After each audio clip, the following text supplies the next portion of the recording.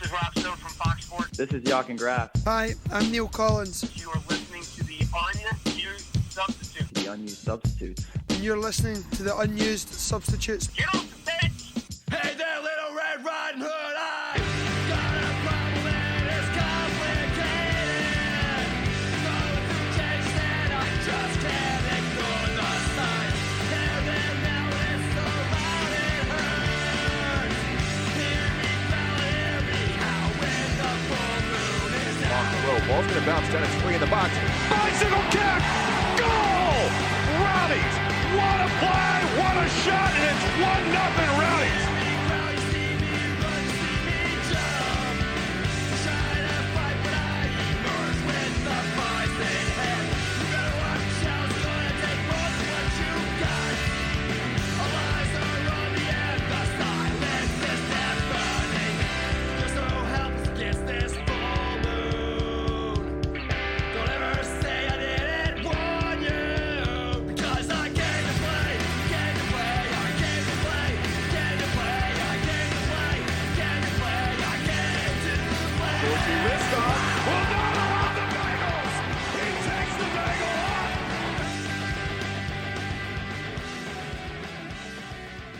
This is another episode of the Unused Substitutes, live on Radio St. Pete, part of the Beautiful Game Network, and presented by Roughneck Scarves.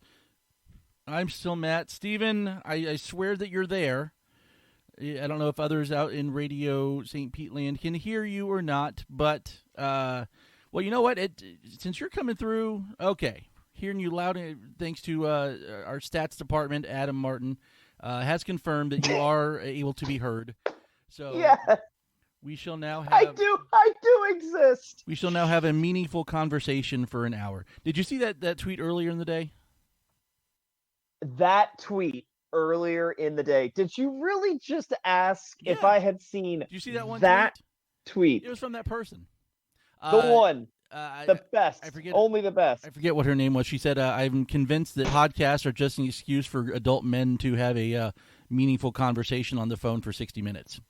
Pretty much. That And is I retweeted it and said extremely meaningful true is- for a lot of people. I retweeted it and said it's meaningful is kind of a stretch there.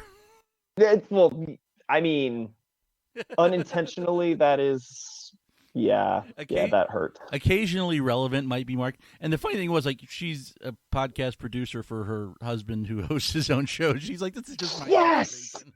Yes, that is awesome. Stephen Golick That says is- he just found out podcast hosts can be married.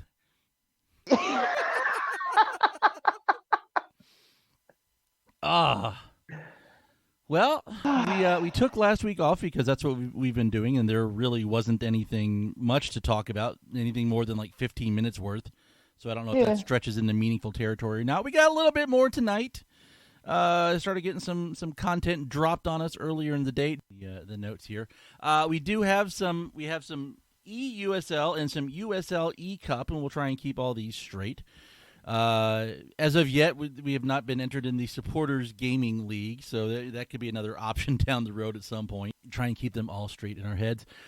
So results from EUSL. This is the independent kind of created fan run through USL memes competition. Carlos versus Tyler from Indy. He won 8-1. FC Nantes versus Salzburg. Had a pair of penalties. Neither were deciding. 57-43 edge in possession. 16-7 shots on goal. I think I watched that one. I feel like I did. Yeah, that's going on 2 weeks ago now. So yeah. And then he won he won last night, but not in EUSL. The last EUSL game he played was a 10-0 win. I forget who he was up against and who they represented. And then this must have been last weekend, I think, were these games. He won 10-0, and then first loss of the year, 7-2 the next day. A little bit of the Rowdies versus Ottawa, Rowdies at New York Red Bull kind of sting to that one. David took on Oscar Sanchez representing Queensborough. David playing as Norwich, Oscar as Velez Sarsfield, which I always want to read that as like Starsfield and think it's some kind of like science fiction thing. It's just always, every time I see that, it pops up. I've got to be honest. I had to look them up because I had never heard of them before. I've never watched them. I've heard the name at least somewhere. Yeah, that's why in our notes, I actually, for those listening, I put Argentina in there because I had never heard of them. Didn't know country, didn't even know continent, nothing. So yeah, apparently it's a club team in Argentina. Who knew? Velez Sarsfield sounds like the commander of a jump ship in Halo or something. Yes, I can. Yeah, I could I'll see give Captain you that. Sarsfield. I could see that. Yep. He scored first. It was 3-2. He was down 3-2 at halftime. And Oscar from Queensboro ran away with it in the second half, getting a 7-3 victory. Scored first again in his next game. I forget who he was playing against, but they were playing as Atletico Mineiro. Scored first, but ended up with a 5-3 loss. We had like a was it a friendly the game with Malik Johnson, or was that a USL game? So the game with Malik was officially the first game of the E Cup. Okay. For USL's official E Cup. Yeah, that was an official game. And that put us in the Division B, as in Bravo, bracket. That's how we got into Group B. I got you.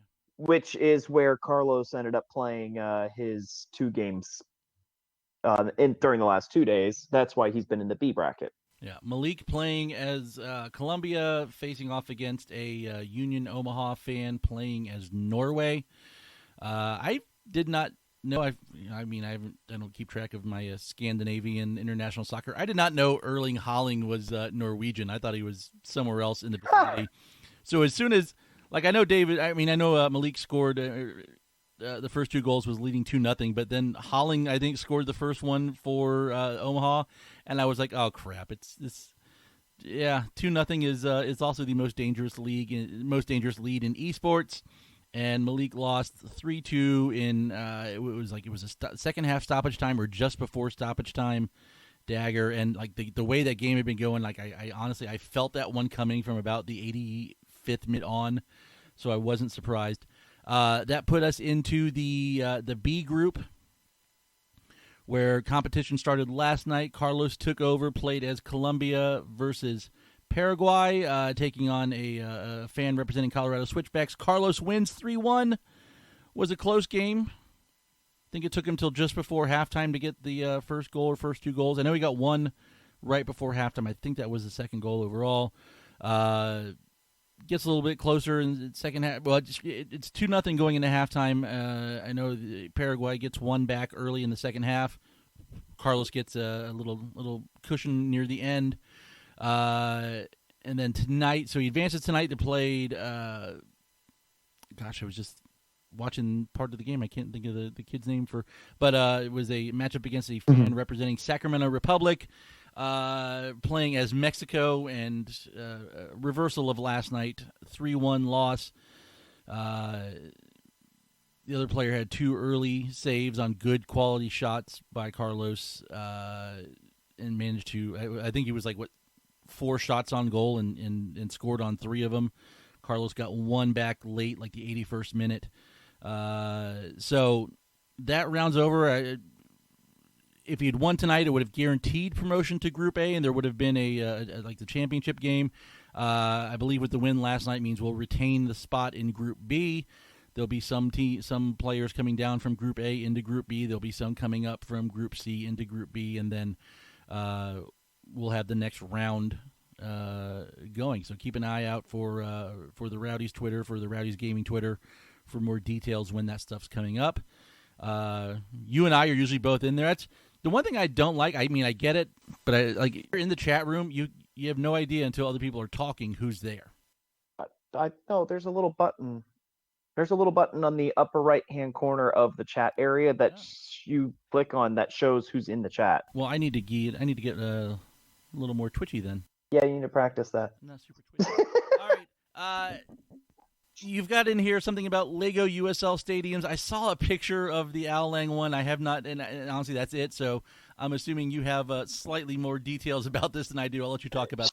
So what's funny about this is more of a snippet than anything, because he did one, and then hasn't released or hasn't finished any others. So ironically enough, he's only got the one to show at the moment. But a gentleman posted up on Reddit, and it started making its way around a little bit, at least within our social circles. He is doing what was it? The Lego architecture sets, where they do like the very fancy, very beautiful looking real life architecture on like a really small plate, typically for Lego pieces.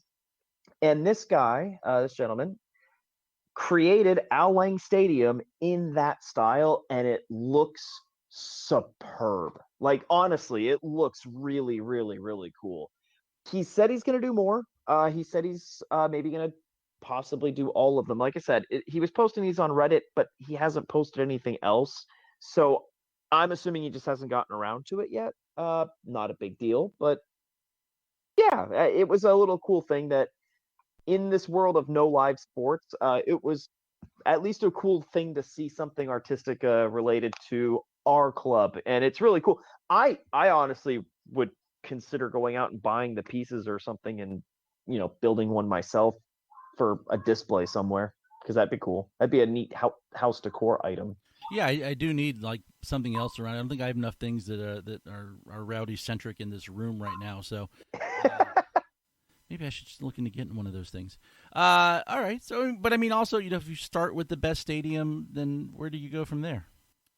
Well, where would you go else from there? Honestly, next up, you got to do Louisville. Right? Yeah, but that would also be daunting. Yeah. That would be daunting. You could do Louisville. You could do Sacramento's field, which like backs up to the Sacramento Fairgrounds, and you could have like the Ferris wheel and stuff in the background. Yeah, that going on there. What about Miami? Could you do the Silva Dome? I don't see a reason why not. Do Miami. I'm trying to think. If you want to be ambitious, find a way to do Highmark. Highmark, which is Pittsburgh. What, Phoenix's stadium too would be maybe a good one. Yeah, Phoenix would be good. The bounce house. Phoenix would be good. It'd be easy to do. I'm trying to think. What about Charleston's new stadium or Charleston's old stadium? Yeah, Charleston's old stadium. Now that would be fun. R.I.P. in memoriam. I'm going to pour some of this beer out of my countertop right here. No, I'm not. Moment of silence for Black Bowed. Okay, we're done. I just did the for those of you who aren't watching, which is everybody, since I haven't opened up that option yet. I just did the Sammy Sosa home run celebration for that.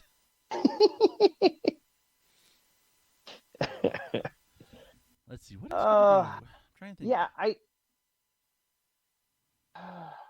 trying to think of another stadium that I would want to see in a little mini Lego set. New York. Doing Montclair with the surrounding buildings and stuff like that. That would be kind of cool. Get up at the parking garage next to it with some people up on top looking down. Exactly. Could do that.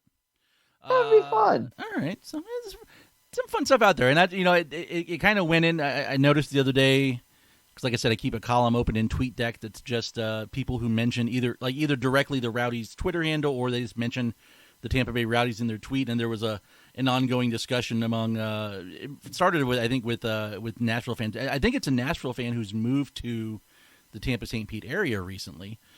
Yes. About the favorite USL stadiums, and had not just USL but favorite lower league, because Detroit City was in there. Ours was in there. Phoenix was in there, and then I think Louisville's was the other one. And people were mentioning Highmark, but everybody was like, "Oh yeah, Al Lang's fantastic. Great place to see a game. It's great atmosphere. Great." It was just nice, We all love to talk about how much we love the stadium and the team, and maybe one day we'll get to go back there, but to see other people, because it's not often in soccer, and especially in lower league in American soccer, where you have other people complimenting, or people complimenting something that's not theirs, not their team, not their stadium, not their whatever. It's just kind of cool to see. Again, I hopped into those for a little bit. I liked his choices in the first. You got to go to Louisville. You have to go check that out at some point. I would love to go. You've been to Highmark, right? Yes. I've made plans. I had an Airbnb scoped out that was a block from like the incline. And it was like a tiny house in Pittsburgh that I could have just stayed right there, walked to the incline, which takes you right down and drops you off like right where Highmark is. I was trying to plan it for a while. One of my wife's former students was drafted by the Pirates and had played he played minor league down here in Bradenton for a season. I was trying to arrange it for a time where, because it looked like he was going to get called up. He went to, I think after Bradenton they go to Altoona. I think Chris would know. Chris is a Pirates fan. I don't do baseball. I couldn't tell you. It looked like he was getting close to maybe getting called up to the team. I was like, it'd be great to do a weekend where he could go to a Pirates game, see if he's playing, and then make it over to a Rowdies game too. But he's no longer with the organization, and it just didn't work out. So, but at some point, I definitely want to go to Highmark. You went there. It was that Open Cup game, right? Yes, sir. I'm sorry. You don't travel for wins and losses. You travel because it's fun and it's cool, and you get to experience something that not a lot of other people do. Winning is gravy, but it's not necessary to a great trip. Yeah, I was flipping through. I got a new phone about a week or so ago, and I was flipping through some of my pictures, and the pictures from the last trip to Fort Lauderdale, Georgie's hat trick and all that. Oh, that was a trip. Oh, that was fun. I got pictures after the game. It's me and Georgie, me and Joe Cole, me and Tommy Heineman. Because I got to go to a game and be a fan. I wasn't there, trying to get interviews or whatever after the game. That, yeah, that was a good. It didn't help. It didn't hurt that was the best charter bus I've ever been on. That may have been the first time that bus had ever been put in use. That was a great trip. Yeah. Oh, my goodness, that was a great trip. I got some stories I'm not telling from that trip on air, but I get at least one. I'll tell you. I may have told you. I'll tell you later. It involved the truck stop on the Seminole Reservation on the way back. Yes. Do you remember? Have I told you that one? You'd have to tell me off air. I think so, but everything about that trip was good. That was just amazing. That was a great trip. It's nowhere near as bad as Dan's first trip to Fort Lauderdale story. Well, this is true. You know that one, right? This is true. I know that one. Yeah. That one's infamous. Yeah, Dan's infamous for that one. Well, the trip to Jacksonville didn't help either. That was a fun time. Anyway. Reminisce. All right, so a little bit of league news. Little bit. There's some pretty massive, important things going on now. Well, I'm looking at there's 2 or 3 things I think you don't even have on here, so I'm not sure. First off, by the way, I forget who started calling him that on Twitter, but I love it. The Zombie Foxes, the now defunct Fresno FC. They didn't relocate. The owner just gave up and got out, right? It's a new club, but they're taking basically Fresno's spot, Fresno's franchise, their license or whatever. And this is Monterey, California, I'm assuming, not Monterey, Mexico? Yeah. Because Monterey, Mexico California. is 2 R's, right? That's how you tell the difference? I don't even remember. 2 R's in that one. Because I'm not even sure if I know if there's even a difference in spelling. I just threw 1 R on there. I don't even care.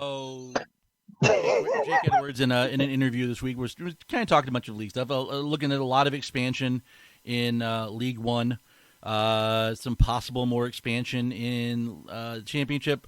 Monterey was specifically mentioned. I think he talked about Cleveland and Baltimore, and maybe I feel like there was one other place he was talking about. I can't remember. But there are several ownership groups, potential ownership groups in talks for fielding expansion championship teams. We should hear some more by the end of the year. I'm going to come back to that in a second too. That idea. Training small groups. I think it's no more than 3 or no more than 5? Oh God, I didn't look it up. I could just open the article. I have it handy. In areas where the local government in Florida would be one of those places, has allowed some phase 1 kind of reopening stuff. To begin, they have allowed training at the facilities. We did get some pictures courtesy of WFLA's Dan Lucas, taking pictures from what we like to call the Orlando spot of the stadium, the area they're allowed to watch from, behind the fence on the sidewalk. Saw some photographs of the guys back in action.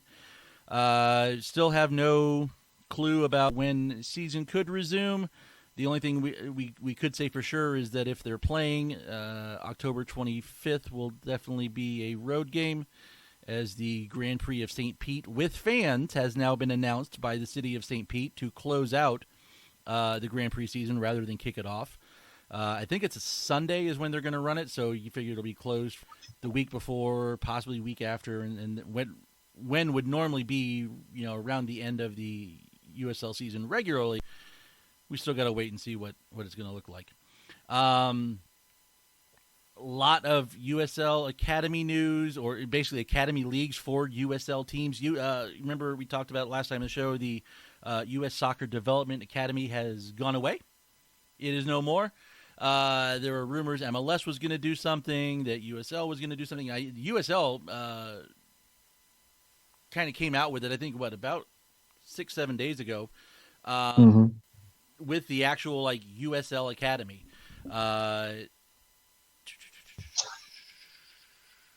Let me find. I've got the article here. Let me find the whole thing.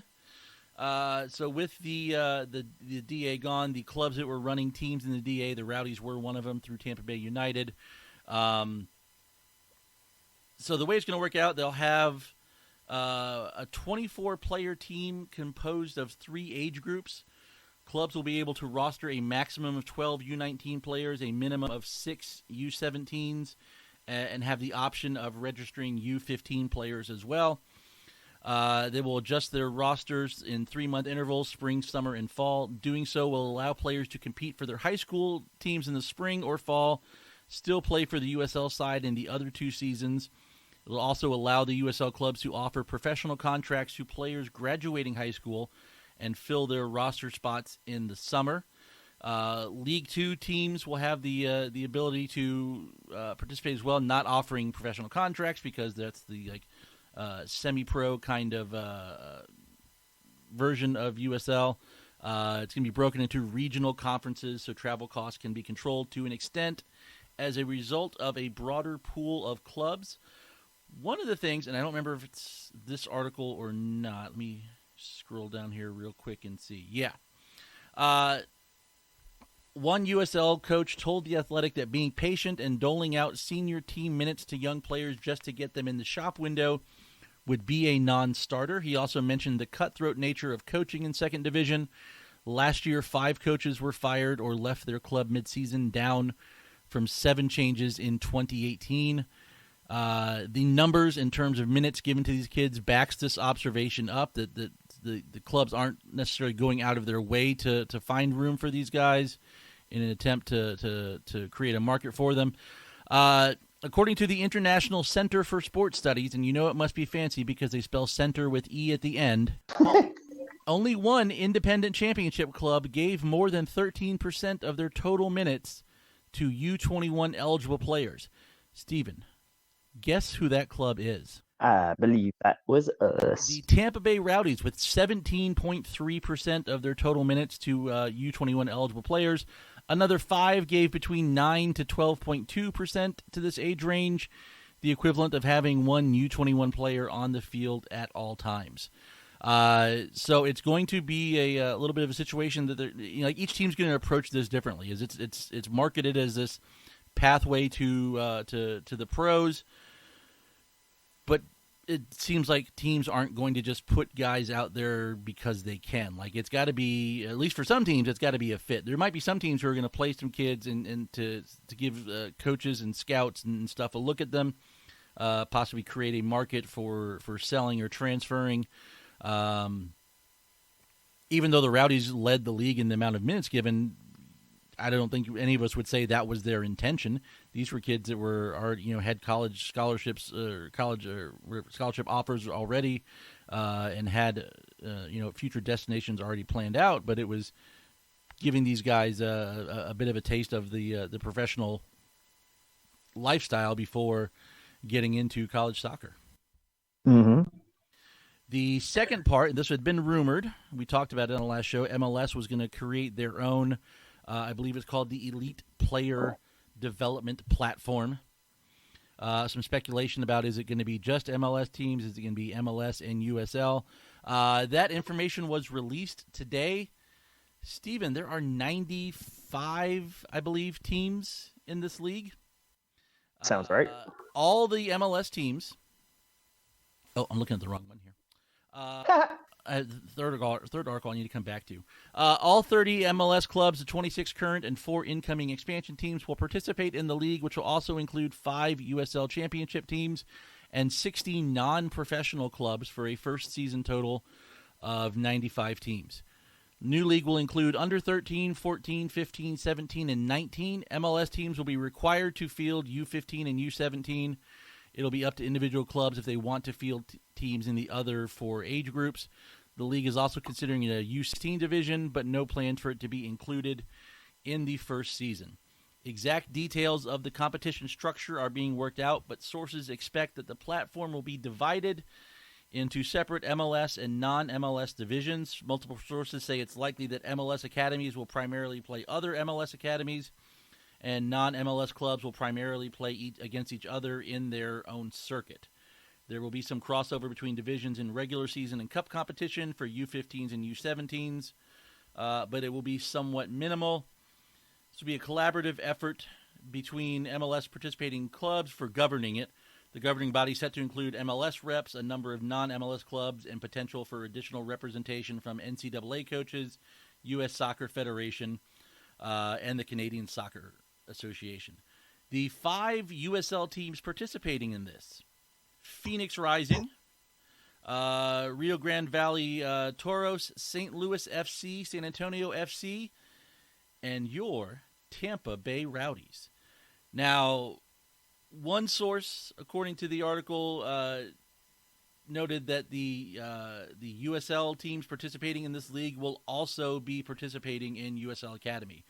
So whether it's separate from that 24 that will be part of the academy, the USL, the USL Academy part, we'll see what it's going to be like. Even they talked about some kind of maybe even like some promotion relegation between the different divisions in this. But it's going to be primarily, again, it looks like geographically focused. You got Clearwater Chargers are in there, West Florida Flames, a lot of the local clubs are in there as well. That kind of covers the boys' end of it. The girls, Tampa Bay United Rowdies, who were participating in Elite Clubs National League, there's a new group that's formed. They announced their info yesterday called Florida Club League. Tampa Bay United Rowdies will be playing in that for the girls ECNL. Orlando City's got a team in there. I think basically all the former ECNL teams were in there. So it looks like this is all kind of settled pretty quickly. Everyone's found a spot, found a place to go, or a place to play that is at, similar or possibly higher level than what they were doing before in some cases. So yeah, there's a lot of information out there. Yeah, I'm hesitant to say that it's higher. The fact that we could end up playing, like our youth teams could be playing some MLS academies. Well, they already kind of did to a certain degree. I mean, that kind of thing already happened. So yeah, not to mention the fact that this again, and where you would see that crossover typically is something that still exists, which are all of these competitive tournaments that get hosted, things like Disney Showcase and the 14 million others. So those still happen. So like I said, you still have crossover. They've always played MLS academies, quote unquote. What's going to be fascinating about this is from an actual player standpoint and how you organize this from at least the direction of how you organize it within a club. Sometimes we would see in years past, you would have, a number of kids playing for you in, say, the under 17 age group. And you would have enough to actually create multiple teams, but you couldn't put those multiple teams in the same league organization. They'd have to go to separate organizations. So typically you'd have, your A team in one conference or league, and then you have your B team in a different conference or league. I would imagine that would probably be what you would end up seeing here with that MLS-led academy compared to the USL specific academy. I would imagine that those will be two separate things. I don't see a situation where you're going to have the same players playing in both of them. I think that's like the one thing that obviously the logistics of that are going to be confusing to all get out. But I mean, again, this is not something scheduled for, at least another year away kind of deal. I mean, it's January. One thing I had a question of, USL Academy, we know that as a part of the announcement, they officially announced that they were going to switch to a pro season schedule. So their official schedule was going to start essentially in March and run through basically the end of our year in October, kind of match the season. What about this MLS thing? Do we know what the MLS combined youth league schedule calendar would look like? I don't think so. I kind of got the impression from the article that it's once this governing body for it's been assembled, then that'd be something that they would determine afterwards. I'll have to take a deeper look and see.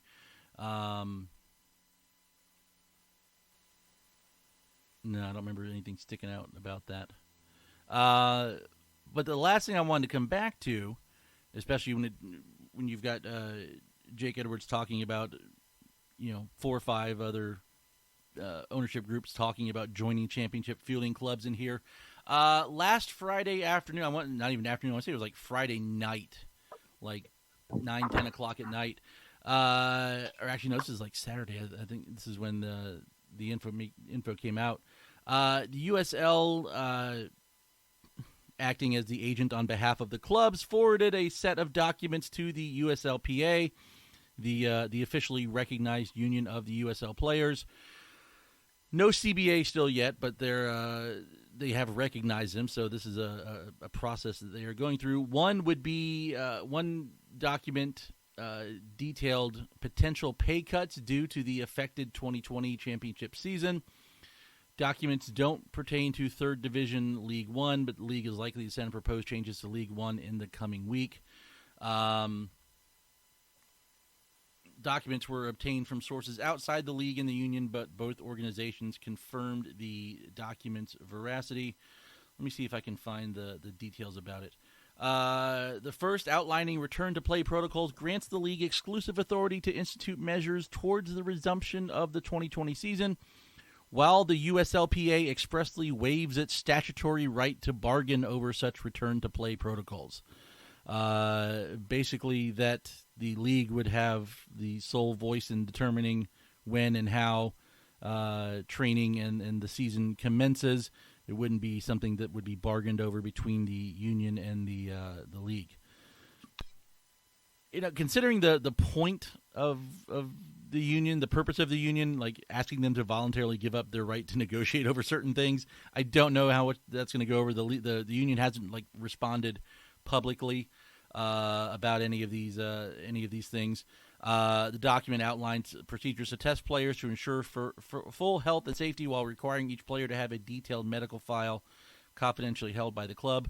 The second document, a force majeure clause, would go into effect if the 2020 season was canceled due to the COVID-19 pandemic. So, not that that's what they're leaning towards or hoping towards, but it is something that's being discussed.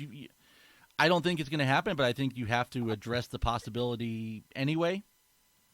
I think in some shape or form they'll figure out a way to get some sort of season played, especially if you've got NASCAR's coming back this weekend. I was listening to a story about it this morning. You've got baseball starting to try and figure out their plans. They're not going to be left behind. Whether that's wise or not, who knows? I'm not a doctor or a politician who knows more than a doctor, so I won't say. But it is something that's being considered, the possibility, because the standard USL contract does not contain a force majeure clause, which frees a party or parties in a contract from liability for not fulfilling the contract terms. The proposed period began on March 12th when the league began its suspension of play, but would not affect standing player contracts until on or after May 31st, 2020, which means, as far as I can tell, it's business as normal for right now. And then after the end of May, then decisions could be made and things could happen depending on what's going to happen. The document spells out 2 potential payment changes depending on whether or not a player is provided housing by their club, as players with family often opt for their own housing separate from team-secured multiplayer units. The document also includes a proposed new pay scale if play resumes more than 30 days after May 31st. Housing would not be affected. If they receive housing from the club, the rest of the salary may be prorated and reduced to $1,500 per month if it previously exceeded that figure. If the season resumes, the player's first $1,000 of salary per month would be unchanged, but each additional $1,000 would be reduced in an increasing increment of 20%, i.e. any amount above $4,000 per month could be reduced up to 80% after the first $1,000. Could be reduced to $1,800 per month if they do not receive housing from the club, and then it goes in an order of like $1,300. Every $1,000 above $1,300 could be reduced up to 80% after the first.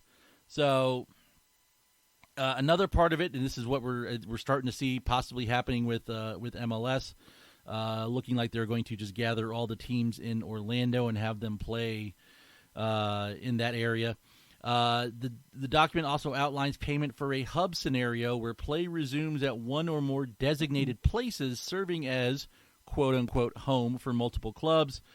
If that scenario played out for more than 14 days, players would receive either the compensation set forth or any per diems which they would have been entitled to otherwise, whichever is larger. So now that's, new developments in this, but at the same time, they're bringing in, I don't even know what the expansion fees are now at this point, but I want to say the last groups coming in were pushing upwards of like $10 million for an expansion fee for USL. Yeah, $10 million was pretty close to what the estimation is right now. I know that there are some significant cost losses, revenue losses due to this, and we know that USL has taken measures such as furloughing some of their headquarters and administration staff at this point. So it's not that they're going out to the players first, but I don't know. I can't do the math, but it seems like if you're talking about bringing in a couple, $10 to $50 million more, maybe you can spare $1,000 for a player. I don't know. It regardless of how the math works out, it's a bad look at least. Well, here's something to keep in mind. When those documents were kind of leaked, it's literally every scenario under the sun. Yeah. So to me, it was more of the way that I interpreted when I saw those documents is that it looked more or less like, hey, here are basically like 3 scenarios that we might be looking at. Again, the same 3 that we've kind of been talking about for 2 months now. Play a full season, play a truncated season, and play no season at all. And then, if you're playing games, again, what would that look like? Are you playing them in a hub, or are you playing them everybody, at home normally? Are you playing in front of fans or not? These documents don't scare me in any way, shape, or form as far as I'm concerned when it comes to the players. Like, I'm not worried about any of this because to me, this is just, crossing your T's, dotting your I's, making sure you have everything covered just in case. It's not saying they're going to do any one of those 3. I mean, again, we're not really actually talking about, canceling the entire season. That seems really, really far-fetched to pretty much everybody's expectations right now. But yet the document exists. So it's not that that's what they're saying they're going to do. It's not like, the player salaries being cut because of fewer games being played, for example. I don't think that's anything that's actually on the table right now as far as this is what we're expected to do. Because again, the last time we heard from Jake Edwards was that there's still a window for playing a full seasons of schedules of games. there are enough available weekdays and weekends from basically, June on that you could hypothetically still play it. So I'm not jumping off the deep end yet when it comes to getting the pitchforks to defend the players and their right to, make money and exist. I'm not there yet. We're still a little early, but these documents I think are more important, just the fact that they're still considering and being proactive about whatever possibility of things happen. The fact that the USL is essentially creating a contingency plan for player contracts in the case of a season being completely canceled, first of all, good on them for making sure they've got a plan in motion. Mm-hmm. But it also shows you that realistically, we're not out of the woods from this COVID thing yet. Oh, no. There is so long. This is going to stretch, honestly, for probably another year before things even remotely come close to normal again. And even then, what actually comes out on the other side, normal may not even be normal anymore. So you want to know the one thought, and it's admittedly selfish, but it popped in my head a couple days ago, and then it popped up again yesterday when I was looking at the pictures in training. Boy, this was a terrible time to put a standing section in, wasn't it? Well, it's honestly, no, that's no different than just sitting, though. I mean, yeah, but if they're going to start spacing people out, or that might be. For what it's worth, it's easier to space people out in the standing sections than it is in actual seats. Just like the whole idea was to cram a bunch of people in there all. I know. Yelling and screaming, and you've got. So you can get like Francis give Dave another RKO out of nowhere behind the goal. And I don't know when we're going to get there again, if ever. And I'm worried. I mean, I'm worried too about being able to watch live sports together as a group. I mean, at least for the rest of this calendar year. I mean, I'm not worried about next year. Next year, I'm sure we'll be back to normal just fine. But at least for the rest of this calendar year, it's a legit worry. It's a legit worry. Someone I follow on Twitter, I think either he did or he does work for USL. I think he may have in the past or whatever, but was mentioning the possibility of the team should come up with some kind of way to almost have like a drive-in game. Now, I don't know with the Rowdies if it's something like, putting it on the video screen and people are watching from the parking lot or something, or if they, put a big screen out in the parking lot and show it from there if you're not going to let people in, have some way to have fans there rather than not. Yeah, I don't know how that would work, though. It'd be kind of weird, but at this point, because you're still encouraging people to gather together, which defeats the whole purpose. Tell them they got to stay in their cars. Turn your radios to whatever low power frequency, and they'll broadcast the games. You just pick it. Just be like a drive-in theater. I did find in this article, here's the other areas that they're being talked about for expansion. Monterrey, which they did spell with one R in the article, so you're good there. Congratulations. Baltimore, Cleveland, and Milwaukee. Crystal Palace, Baltimore. Crystal Palace, Baltimore. I want the Baltimore Bohemians back. Oh, yeah, there you go. That's what I want. The league also has agreements with Des Moines and Pawtucket if the markets can secure funding for a soccer-specific stadium. Third Division League One could announce 5 new markets by the end of this year, with another 10 cities in active conversation about joining down the road. Yeah, there's a lot of movement. I mean, what would be interesting? So if I could be a fly on the wall of any of these 15 plus conversations that the league is having right now with expansion groups,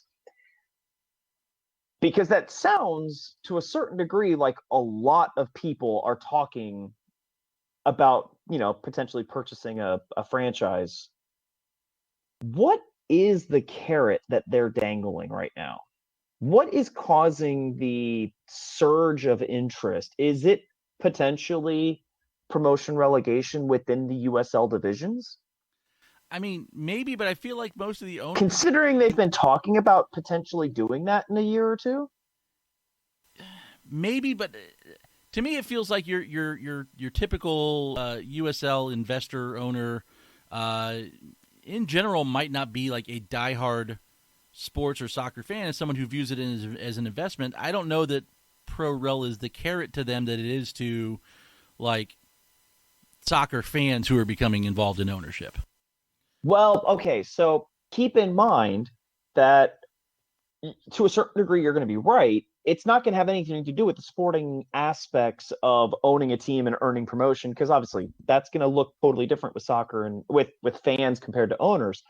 But what, again, fly on the wall, how we don't know what that kind of promotion hypothetically would look like when it comes to, say, revenue sharing with and things like that. So, like, for instance, obviously when franchises get purchased, and you see this in MLS a lot too, when franchises get purchased, because there's shared ownership and, you know, it's all a closed league system type of deal, franchise fees, the other franchise owners get payments, get a portion of the franchise fee. Right. You know, now here's the thing. If you purchase a franchise for a League One team, you probably get okay, so you purchase one. Okay, good. Here it is. A team follows up behind you. As a League One team, I bet they get a smaller portion of a franchise fee reward disbursement than a franchise owner that owns it in USL Championship. I would imagine that those two reward payments, if they exist, and I assume they do, I bet the two amounts don't match, which means that if I could purchase a franchise in League One, I could earn promotion into the championship. And what if I would be able to now get the disbursement reward payments for future teams at the championship level compared to the League One level? Now I've bought into the league at a cheaper rate, earned promotion, and now I get paid more every time a new team purchases into the league. And if that's the carrot that they're dangling in front of potential owners, which is why there's a surge of interest in League One, that makes a hell of a lot of sense. Yeah. And I can see business owners potentially being interested if that's the actual setup. There's probably a little bit of come hang out with Tim Howard, Landon Donovan, David Silva. There's some interesting. Oh yeah, sure. USL is doing a hide your wives, hide your girlfriends, hide your wives as expansion advertising. It's buy into the league and get to spend several weekends a year at our conventions in Tampa. Yeah. They just have to tell them what's next door to the headquarters building, and you get the guys lining up. Exactly. Hey, I'll have you know that's an award-winning restaurant for somebody or other. Oh, I was talking about the Container Store. What do you mean? Yeah, right. Yeah, no, of course. I've actually been in that Container Store before. Legitimately, they had some good organizational stuff. I was tempted to go just try and wander into the offices. It was like a Saturday or Sunday. I'm like, I bet no one will be there. Well, nobody's going to be there now. Well, like 2 or 3 people. It's like the One World Sports Network offices back in the day. Oh, man. Anything else? So, yes. Announced on the Rowdy's Gaming streaming, which, by the way, if you're not watching the Rowdy's Gaming streaming, first of all, Nuno is the host for them. He is currently in Brazil, but he's hosting all of the streams and kind of organizing the technical aspects of Twitch for the 3 players involved, Carlos, David, and Malik. They're actually dispersing lots of information through, and that's apparently going to be part of the plan here, they're going to be using the gaming streaming as promotions, as connections with the club and things like that to encourage people to be watching those games. Well, one of the things announced today is that next week, of course, is the 2-year anniversary of Neil Collins taking over as manager for the club. They are going to be doing a Zoom, like a community Zoom hangout session with Neil Collins and, of course, our guy, unused substitute extraordinaire, Jake Nutting, will be asking questions and having a bit of an interview. And Ryan Sudol will be part of this as well, as essentially an MC for the little Zoom call. That's going to be happening next week. So that's definitely cool. I'm looking forward to that. I signed up as soon as I saw the tweet. Because like number one, it's a cool thing. Number two, it's some names and some voices and faces I've been wanting to see and hear for a while. And also Ryan.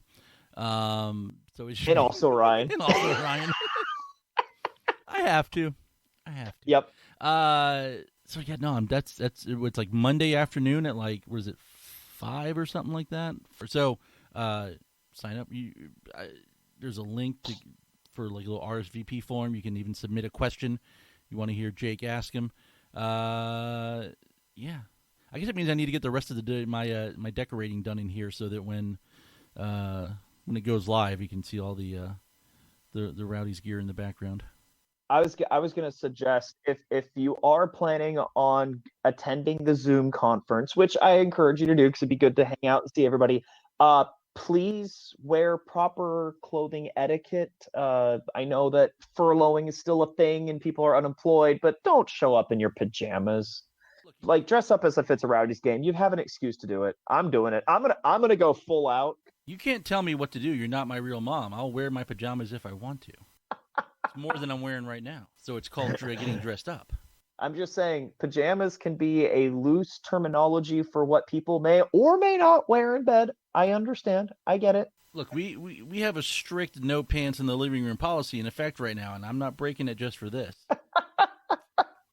This would be the time that I would make like a video game joke about pressing a button to try and get out of this room. I want to go back, like press the O button or something. Go back. Get out of this conversation. To leave. You know what I could do? I have kind of a homemade green screen because I do Zoom calls with my students. Throw that up in the background with like Al Lang behind me or something. So funny enough, Nuno, as you were watching today, I'm sure, he's doing that now. The green screen setup that he has, they're using images from the stadium and stuff like that, which I think is, it's so cool. I put that was a cool touch. I put some out there a couple weeks ago, like as a here's some Zoom background for, and it's during a game or outside the stadium, or the overhead shot with the bay and the little Cloverfield explosion in the background because it looks like smoke on the horizon or something. And could be good. All right. Anything else for tonight? I think that just about wraps up a decent show. All right. Let's take it out of here. We love yous for this week. I am shouting out first, and I'm going to go with Nuno, who's been doing the hosting and everything for the Rowdies Gaming. He's great. He's a good personality, a good soul, and I have enjoyed chatting with him a little bit too because he's really responsive on the chat. So, if you've got questions you want to ask him, he's a wealth of knowledge, wealth of information when it comes to, the online gaming and things like that, which I've never watched on streams anybody ever play video games until the Rowdies started, doing this thing and the EUSL stuff. That's the first time I've ever watched anybody playing a video game through the internet. I've never done it before. Yeah, they have a pretty cool. Like you were talking about how he's kind of like hosting the thing. The only times I've done it before has just been here's the person's screen, here's the game they're playing, and maybe they talk a little bit over it. He's got it's like a studio set up. Like Tonight, Yeah. Carlos was playing, but he had David in there as like, doing kind of like commentary, and they're just like hanging out, and then brings Carlos in afterwards to talk about the game. Like, it's a pretty cool setup that they got. It's awesome. Yeah, it's awesome. Like, it's really cool that they've kind of gone all out with that, where we're not just watching, a player play, which, don't get me wrong, I don't mind hearing like Carlos or David or somebody like on the stream, commentating their own game. But it's interesting having like Nuno's perspective, like today, where we were watching Carlos, but we didn't have his audio. It was David and Nuno only. And that was interesting. Like, some of the things that they were talking about that I didn't like, there are things that I don't know about this stuff that it's been fun listening to them, because I'm picking up on stuff and it's fun. Yeah, but check them out. Like, we try and Spencer's going to do like live tweeting some of the games. I've done some live tweeting of some of the games. I couldn't do it tonight because I couldn't really even get signed in to watch the entire time. But we'll put it out there so that it's something that everyone can see. But yeah, hop in there and join. Like, chat with the people. There's some of like your regular, like the mob people, the Skyway people, the fans of games. But then there's like friends of the guys who are playing. There's friends and family of Nuno coming in. Like, it's funny because you said he's in Brazil, like he's in Sao Paulo. Nuno was talking about on the stream today during today's game that he's looking forward when international travel restrictions kind of get a little bit more relaxed. He's planning on coming up to St. Pete, and he wants to come and watch a Rowdies game in the supporter section. Like, he wants to do. He's like, yeah, I've seen some pictures. I've seen what you guys do. He's like, I can't wait to get a chance to go and see what it's like in person. And I'm like, I'm like, yes, here we go, baby. Bring it on. It'd be great. Interesting. So that's my We Love You. All right. Coming full circle. I'm going to say same on that one and go with it. Thank you to Wolfface, to Radio St. Pete, and to Shamrock for their support in all different ways. Support/putting up with us as we continue to work through everything. Thank you to you guys. Please continue to share, subscribe, rate, and review. If you want to support the show on an ongoing basis, you can go to patreon.com/unusedSubsPod. You can donate as little as $1 a month, all the way up to, I think the max we have is $10. I think you could specify more if you wanted to, but in these uncertain, unprecedented, every other brand commercial term that's being used to describe this time in our lives, it would be greatly appreciated. Thank you to our sponsor at Roughneck Scarves, the official scarf supplier and mask supplier to MLS, USL, US Soccer. Get custom scarves for your group or team at roughneckscarves.com. If you are looking at getting a new jersey, custom kit for your youth club, Sunday league, maybe your adult or pro team, and you are getting tired of using the same old cookie cutter templates, Icarus FC can help you create the kit of your dreams at an affordable price. They do create some magnificent stuff for all sorts of events and themes. Let them help you design your new custom kit today at IcarusFC.com. All right, that's it. We will be back. I'd say if it's next week, it'll be with a guest, because I doubt we're going to have lots of news. 2 weeks, maybe we'll have some news. All right, thank you guys. We'll be back sometime. See you later. Good night. The Rowdies were here, the Rowdies were there, they kicked the ball around. The Rowdies were here, the Rowdies were there, then they pulled the ground. Oh, the Rowdies, the Rowdies, the Rowdies are the kick in the grass.